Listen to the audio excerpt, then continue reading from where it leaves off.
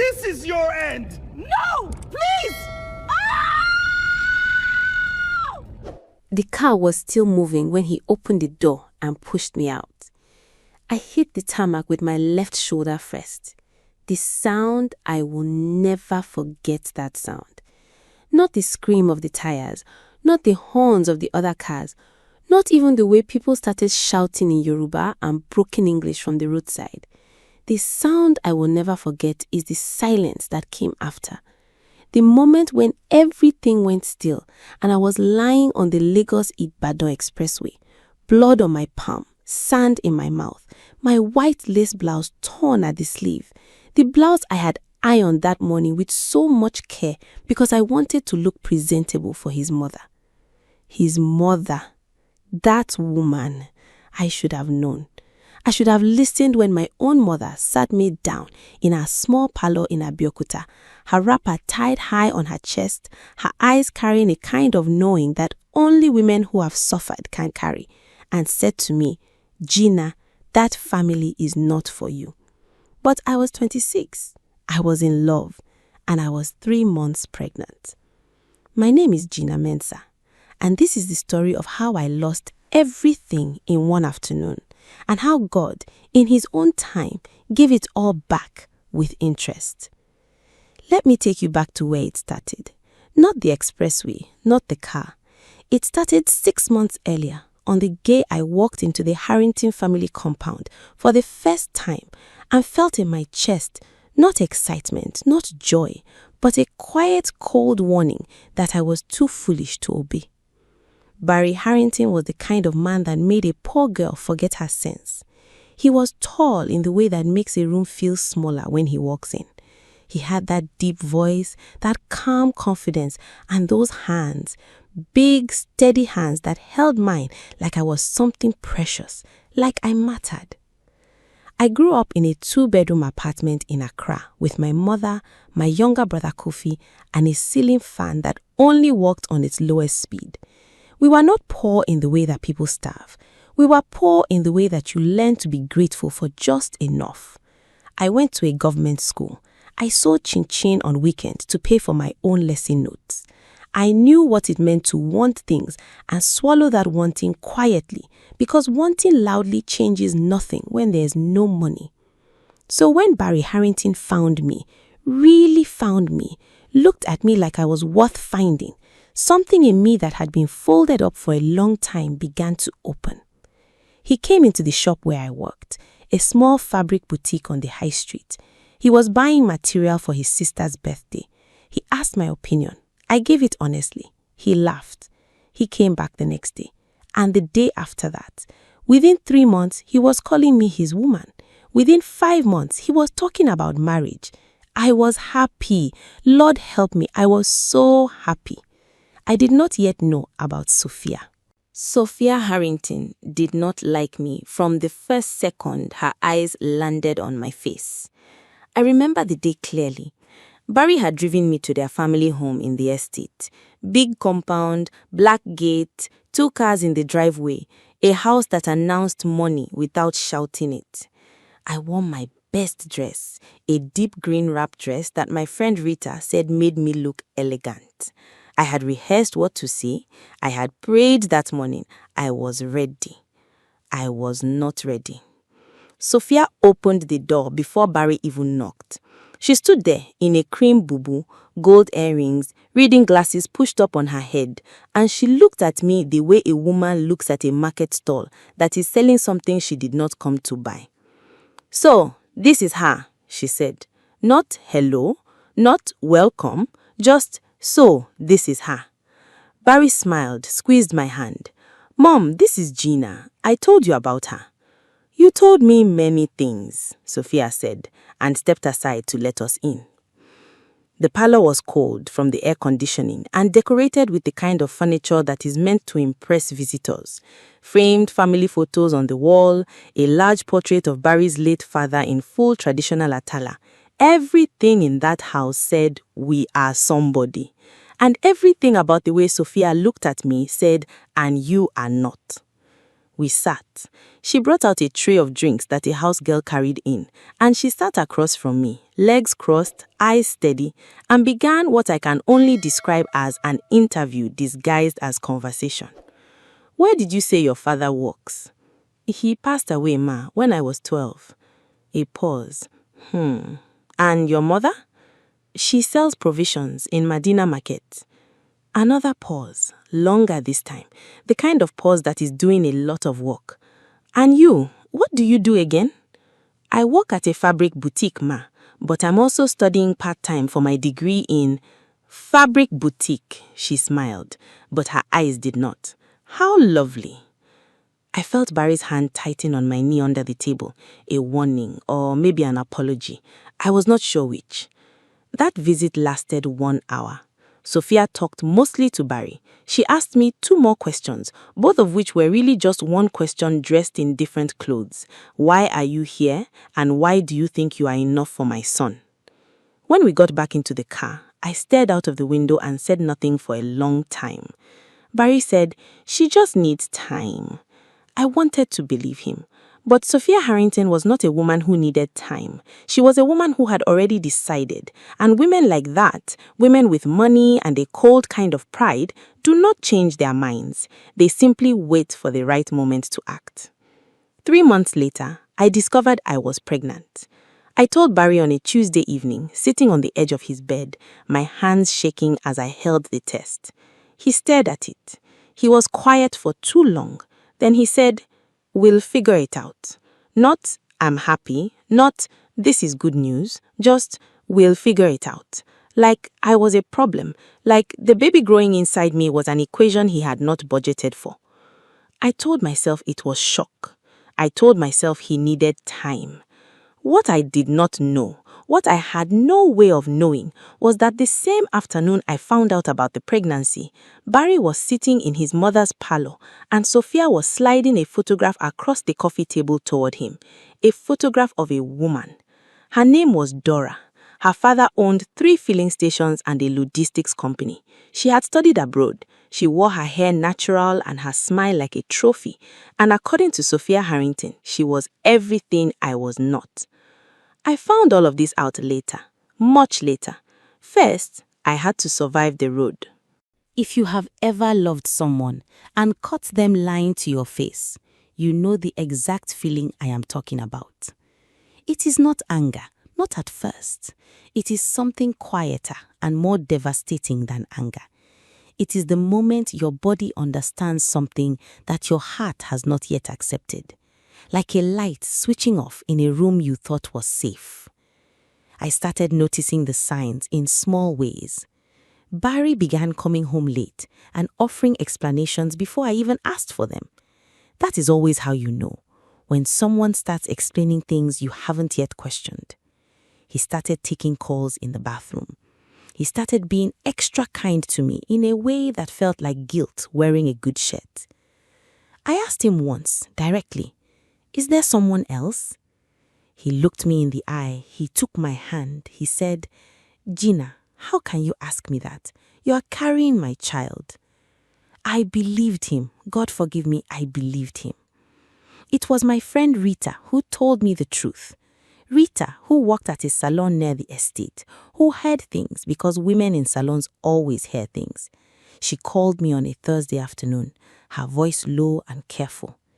Gina, I don't want to be the one to tell you this, but you are my person, so I have to. She told me about Dora. She told me that Sophia had been organizing meetings between Barry and Dora for weeks. She told me that there was already talk in certain circles about a wedding, not my wedding, Dora's wedding, to my Barry, to the father of the child in my womb. I sat on the kitchen floor after that call, just sat there. The tiles were cold under me. The tap was dripping.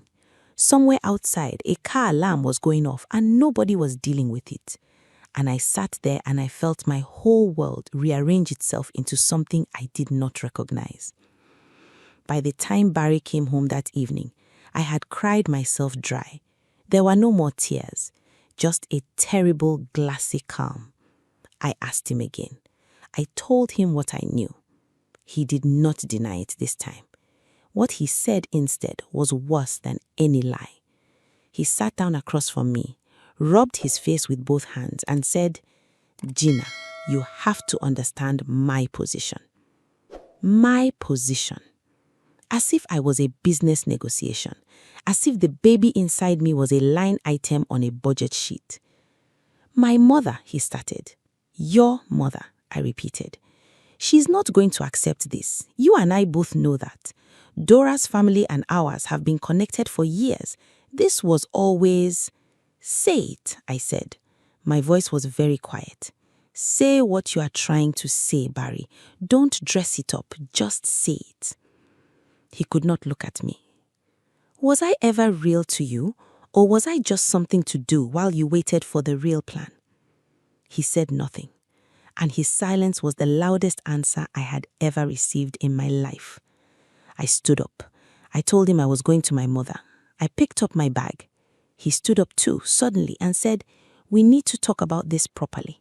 Get in the car. I'll drive you and we can talk on the way." I should not have gotten in that car. I should have walked out of that gate and never looked back. But I was tired. I was broken. I was 3 months pregnant, and the father of my child was sitting there asking me to just talk. And some stupid, faithful, hopeful part of me still thought that talking could fix this. So I got in the car. And that is how I ended up on the Lagos-Ibadan Expressway, bleeding on the tarmac, watching his tail lights disappear into the traffic. If this story is already hitting you somewhere deep, stay with me, because what happens next changed everything. Subscribe so you don't miss the rest. This story is just getting started. Let me tell you what nobody tells you about surviving something like that. They always talk about the miracle, the fact that you lived, the fact that the car swerved, that you did not die, that God was watching. And yes, God was watching.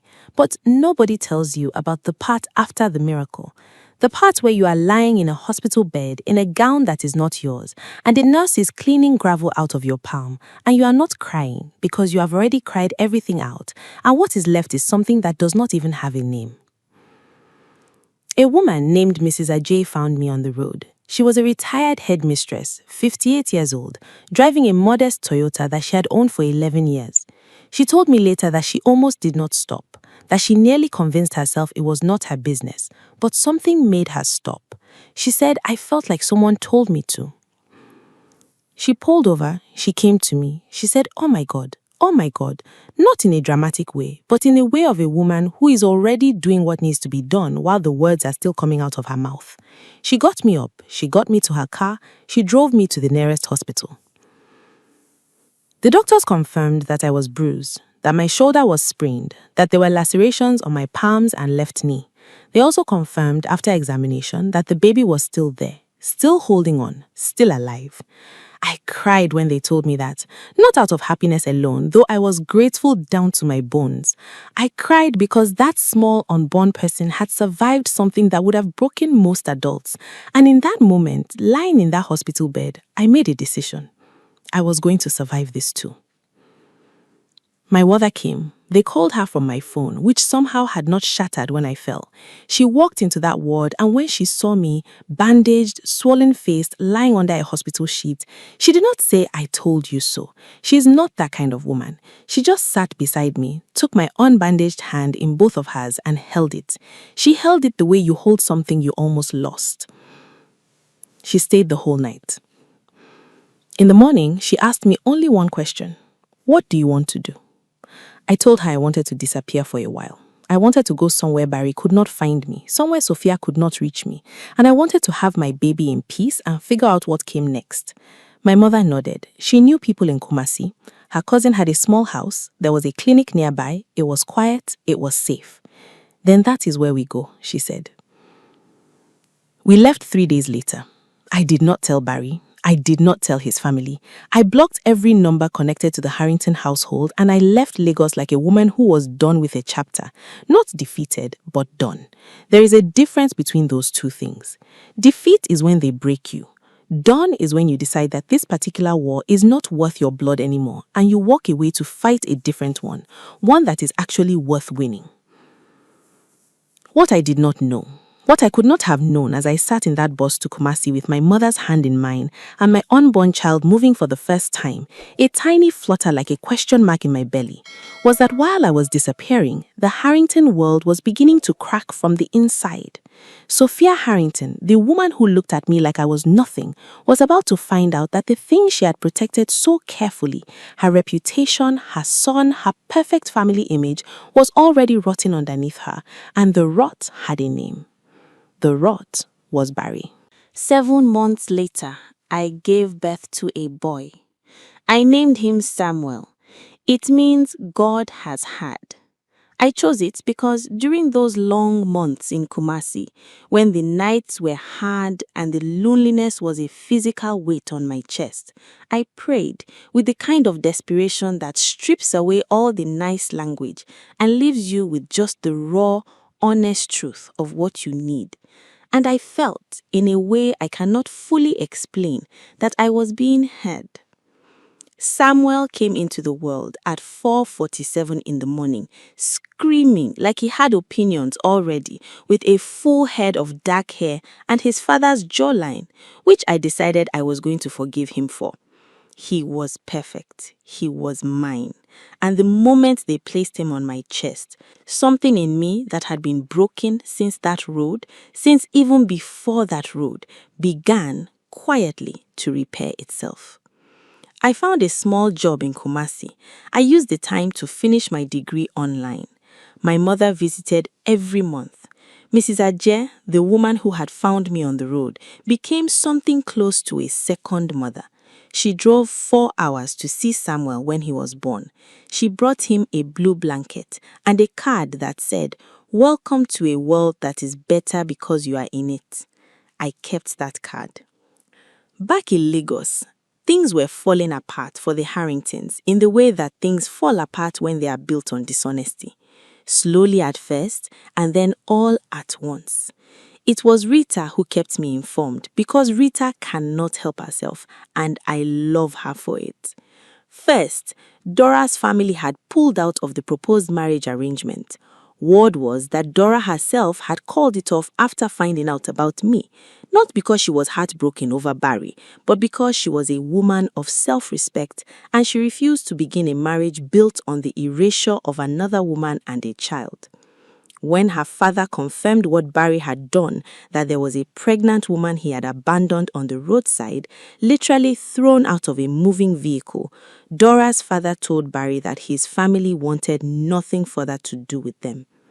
Sophia Harrington, the woman who sacrificed me on the altar of her ambitions for her son, discovered what it felt like to be ignored by him, to be overruled, to sit in her big parlor with her gold earrings and her framed photos and realize that the son she had controlled and weaponized was now doing to her exactly what she had taught him to do to women who no longer served his purpose. The irony was not lost on anyone who knew the full story. But the real moment, the moment that closed the circle, had not yet happened. That came on a Sunday morning, 14 months after Barry pushed me out of that car. I had come back to Lagos, not for Barry, not for the Harringtons. I came back because my mother's health had needed attention and the specialist was in Lagos, and because Samuel was now over a year old and strong and loud and full of joy, and I had decided that I was not going to spend my life hiding in Kumasi from people who were not worth hiding from. I had a job, a real one. A fashion company had seen some designs I posted online during the quiet months in Kumasi, and they had reached out. I was doing well. Not rich, but standing on ground that was mine, that nobody had handed me, that nobody could take from me the way you can take things you give. I was in church that Sunday, my mother's church in Accra. She had wanted us to attend service together, and I had driven up for the weekend. It was a big congregation, the kind where you do not always notice everyone around you. I noticed Sophia Harrington. She was sitting 3 rows ahead of me, same gold earrings, same stiff back. But something was different. She was thinner. Her face had the look of a woman who had been arguing with something inside herself for a long time and was losing. She had not seen me. The sermon that morning was about sowing and reaping, the kind of sermon that makes some people shift in their seats. The pastor, a plain-spoken man who had never met a difficult truth he was afraid of, said, "Some of us have sown cruelty and wrapped it in the name of standards. We have destroyed people and called it protecting our family. And we are sitting here today wondering why the harvest is painful. But you cannot sow thorns and expect to gather roses." I watched Sophia's back go rigid.